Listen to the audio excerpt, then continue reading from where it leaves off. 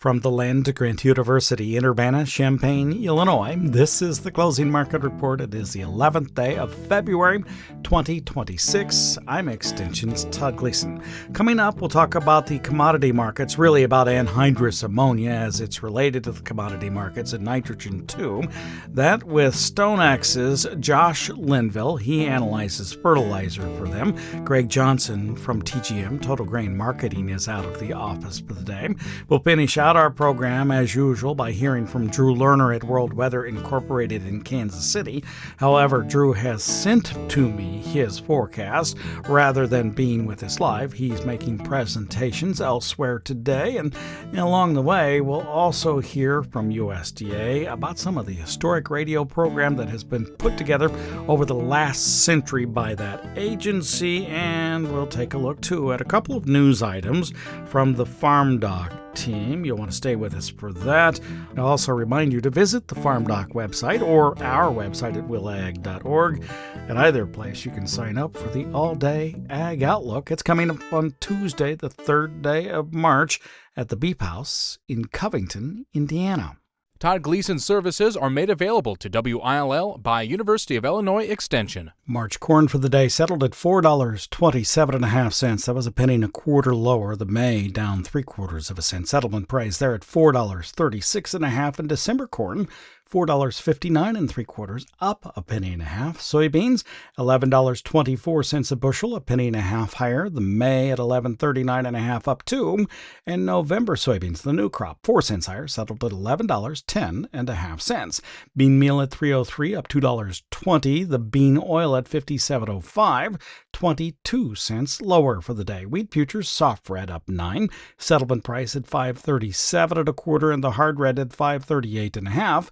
8 cents higher for the afternoon. Live cattle futures in Chicago at $240.97.5, $3.55 higher. Feeders at $367.45, up $2.67.5. And lean hogs per 100 pounds, $1.65 lower at $93.85 for the day. Crude oil, $64.54 a barrel, 58 cents higher. Diesel fuel or heating oil at $2.43 and 0.8 cents, up 3 9/10. And gasoline on the RBOB, the wholesale price, $1.97.5 a gallon. That's up a penny and 0.6 cents.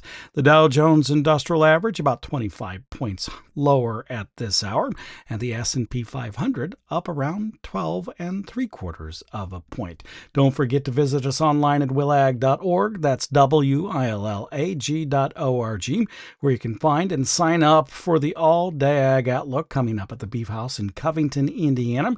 It's on the 3rd day of March. It's a Tuesday. The cost is just $40. The full agenda is there. We have a great day of the basics for you, including crop insurance and the fundamentals of the marketplace, land values too, all at the Beef House, but you need to sign up today at willag.org. We're now joined by StoneX's Josh Linville. He follows fertilizer for that company. Thanks, Josh, for taking some time again with us today. I know you've been watching the price of urea, all kinds of nitrogen sources over the winter months. Tell me what you've seen as we head into what may be a very early season for anhydrous rigs to run across the Midwest. Yeah, so unfortunately what I've been seeing is a lot of reasons for farmers not want to hear anything I have to say. It's not very much of it's been good news. Of course, a lot of what we watch is Gulf base, is NOLA base, because that's kind of our base point for North American fertilizers. And since the first half of December, when urea prices dipped to their lowest level, prices are up over $100 a ton since that point in time. And a lot of that continues to be driven globally. It's a lack of Chinese export expectations. It's a lack of European production. They're still at 75% production rates. It's Trinidad production issues. It is fear of a U.S.-Iran fight shutting off flows from the Persian Gulf.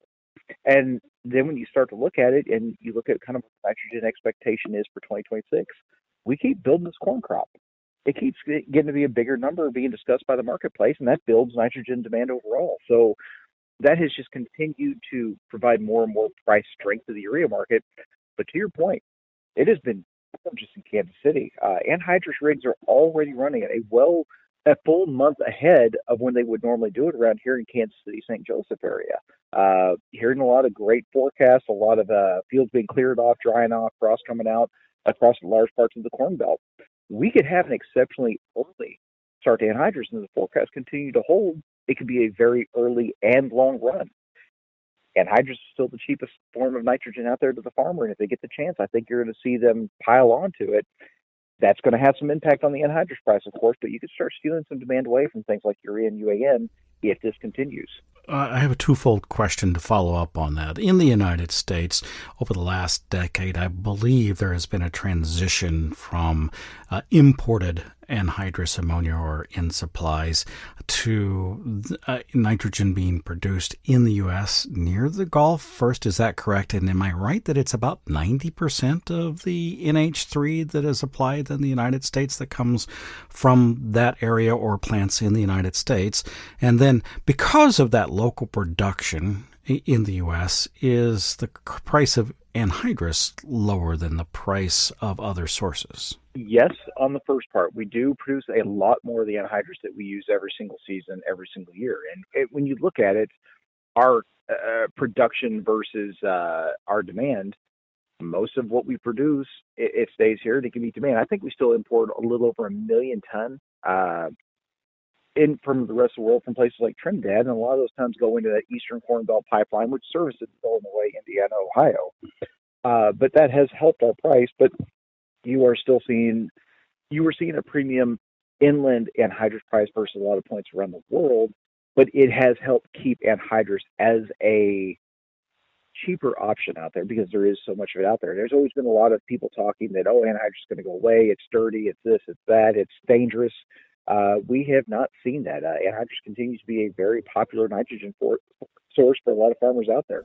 What are you suggesting to producers at this point as they look forward to the spring and their anhydrous or urea nitrogen needs? That is a great question. And unfortunately, with where we are today, so close to the start of spring season, a lot of our options are off the table. A lot of the time to sit there and look for a great opportunity where maybe grain prices jump and nitrogen prices fall and lock in that better ratio, we're running out of that kind of time.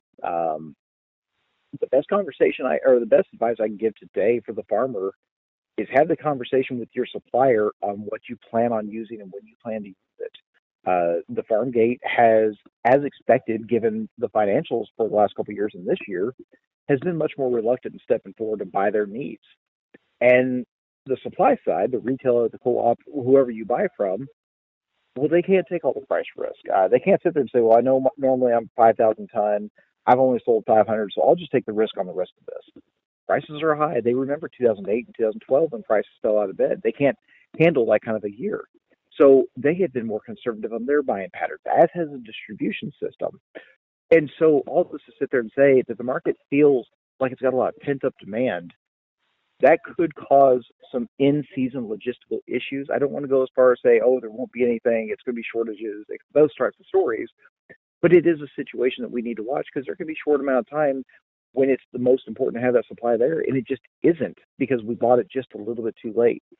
Having those conversations ahead of time saying, I'm not willing to secure it today, but here are my expectations, can go a very long way in having the market set up and ready to go for you. Can I ask, do you know why the nitrogen supplies have been constricted? Is China doing that as a policy, or are there other issues? And also, is the EU constricting for a reason? Yeah, so it's multiple reasons, and a lot of them are globally driven. We always look at it from our own backyard and say, what are we doing to cause this? We are actually still, you look at our NOLA urea price, we are still a little bit of a discount to world replacement today. That's how much we've been following the rest of the world. And China, they are normally one of the biggest exporters in the world. They normally export 5.5 million tons. They might change this program after the Chinese New Year here on the 17th, but as of right now, we have word that they're not going to export again until August of this year. One of your biggest exporters is just not there until August. Europe continues to struggle with not only their green energy initiatives, but they've also cut off their cheapest price of gas from Russia.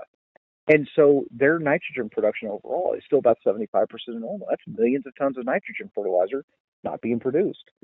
That farmer in Europe isn't sitting there saying, well, I guess I'll go without this year. They're going after the world, and they're competing with folks like us to get those tons and get them brought into the country. Trinidad has been having UAN and anhydrous production problems because of a lack of gas supplies. A lot of production turnarounds for repairs have been happening. So It's a long, long list of reasons. And again, most of this list sits outside of the U.S., outside of our jurisdiction, outside of something we can do directly to change it. Second crop or safrinha corn is going in the ground now in Brazil, particularly in Mato Grosso. I don't recall, because this is a second crop on that land following soybeans, generally speaking, how much fertilizer they use to get the yields that they have. It's clearly not what the United States would be using, because their yields aren't nearly that high. Do they have a restricted issue with anhydrous ammonia as well? We've not heard any reports of them struggling because, again, they don't apply anhydrous quite like we do. They're a little bit more reliant on things like urea. So, and even there, we have not heard of any supply shortfalls or anything there. They act as though they are sitting comfortably. Your stablemate, in the last time I checked, the desk mate next to you, Arlen Suderman, will join us tomorrow. When you have conversations with him about fertilizer and the size of the corn crop in the United States, does that center around just acres being added over time? Yes. So when we look at 2026, I can tell you from our fertilizer demand models, we are still using 93 million acres of corn this year. And it's not because we think corn is fantastic and so profitable and all these other things. It's because when we look at corn, it's the best option of a bunch of really, really bad options. When you listen to the crowd that's sitting there saying 95 million acres of corn for 2025, or 2026, they make a very compelling argument. And frankly, if we didn't take a typical conservative approach into our models, we'd probably already be there. In fact, I heard somebody yesterday at a conference say they've been hearing a company out there saying they think it could be as high as 97 million acres. So the more acres we add is just more supply we're sticking on top of an already oversupplied marketplace. And so that lowers the grain price. And at the same point, that raises fertilizer demand, which, of course, raises fertilizer prices. So it's a double-edged sword, but the farmer's doing the only thing they really know how to do, and that's just survive year to year. Hey, thank you much, Josh. Absolutely. Thank you, sir. Josh Linville is a fertilizer analyst for StoneX, located in Kansas City, Missouri.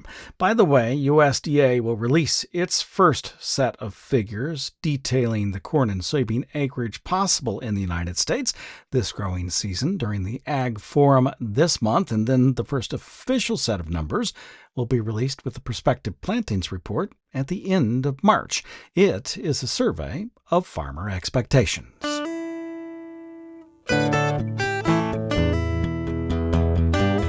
In today's agricultural news, a couple of stories from the University of Illinois FarmDoc team. They've updated their online crop insurance evaluator tool. The revised tool takes into account recent increases in premium support for the supplemental coverage option, or SCO, and the enhanced coverage option, or ECO, as well as increases in support for the combo product.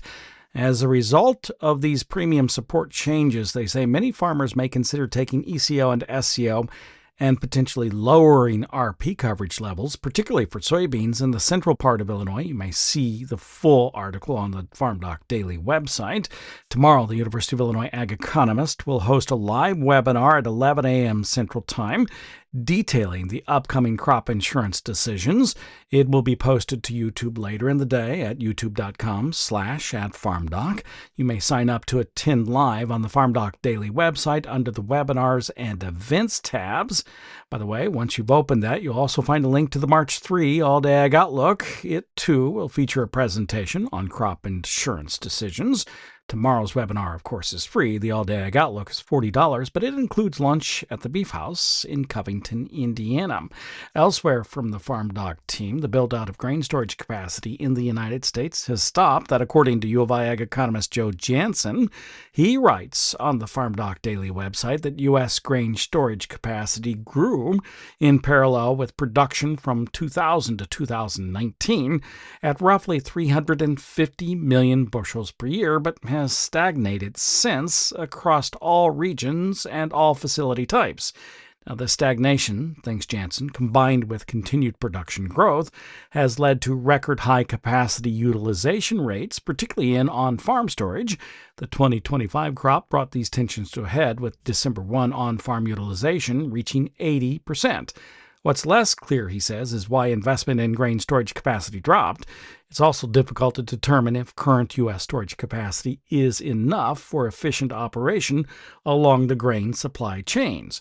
Now, the grain industry, from the farmer outward, thinks Jansen will need to consider these questions as it addresses the continually shifting geography of global grain production and consumption in years ahead. And that's a look at today's agricultural news.